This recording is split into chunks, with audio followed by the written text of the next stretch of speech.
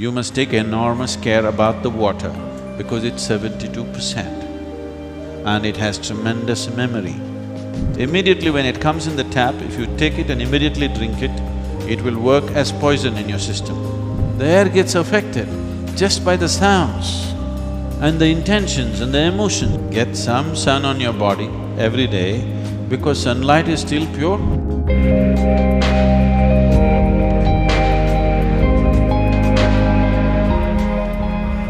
Sadhguru.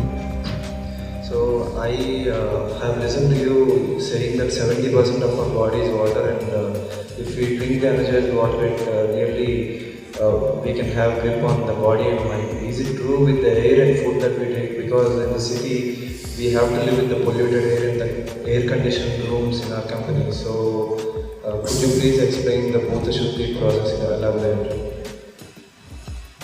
If you tell your company, I'm willing to work without the air conditioner, they would be too glad. It would save them a lot of money, isn't it? And it would be good for you in so many ways. But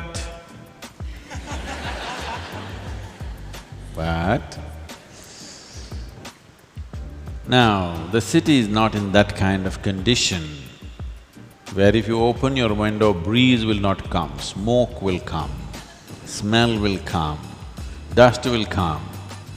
So, it's good, convenient. But you don't have to sit here 24 hours, only for work. You can take a walk whenever you can. And anyway, 72% is water, 12% is earth, only 6% is air. In that 6% air is not always in the breath. Out of the 6% air that is here, it is only less than 1% which you are breathing. Rest is simply there.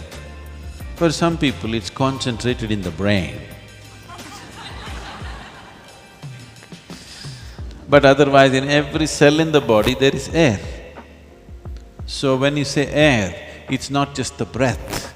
6% air is in every cell in the body. Just remove it a little bit from the brain, it'll be good. It's good if it's in the lungs, in the heart and the muscles. They function better if there is oxygen, you know? You know this. If you're oxygen deprived, muscles become rigid because this needs air, otherwise it'll not work. So, water is 72%. So maximum care should be taken about the water because it's 72%. If you are going to an examination, suppose it is like this, let's say you're going for physics examination. You have water, earth, this, that, but just the water subject is for 72 marks.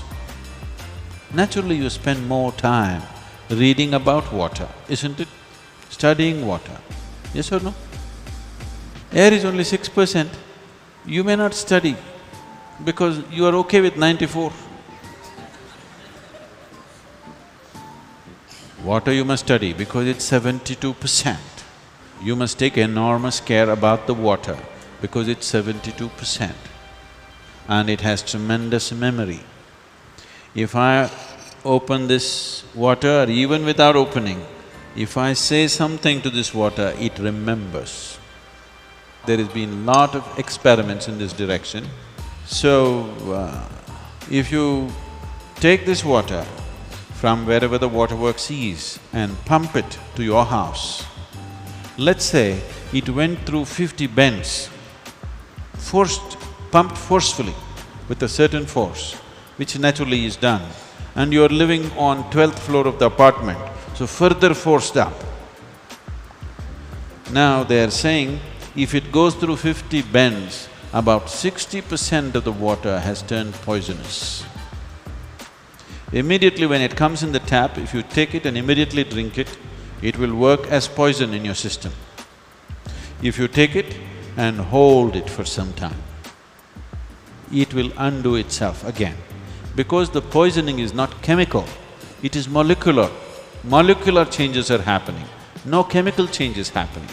This is why traditionally your grandmother always told you, always you must gather the water, keep it overnight in your house in a properly cleaned vessel with vibhuti and kunkuman on it and one flower on it. Yes or no? Traditional homes, only tomorrow morning you drink it. Not as soon as it comes inside your house, you don't drink it because it carries all kinds of memories. In very traditional homes, people every day do puja to the water pot. Yes? And you never drink the water as soon as it comes. You keep it, give it enough time to undo itself from whatever nonsense it has gathered so that it is suitable for you when you drink it. Water you must take care, because it's 72%. It's first class, more than passing mark. Next thing is food, because that's the earth, 12%, still substantial, isn't it? So how food goes into you, from whose hands it comes to you, how you eat it, how you approach it, all these things are important. Then comes your air, 6%. In that 6%, only 1% or less is your breath. Rest is happening in so many other ways. And it's important, especially if you have children, at least once a month, take them out somewhere, not to the damn cinema, again breathing everybody's nonsense.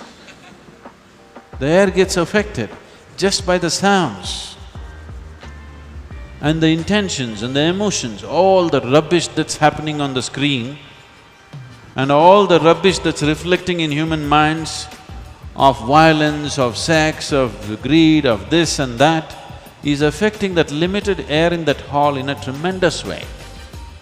So instead of taking them to the cinema, take them to the river, teach them how to swim, climb a mountain. Where is mountain, Sadhguru? Himalayas is so far away.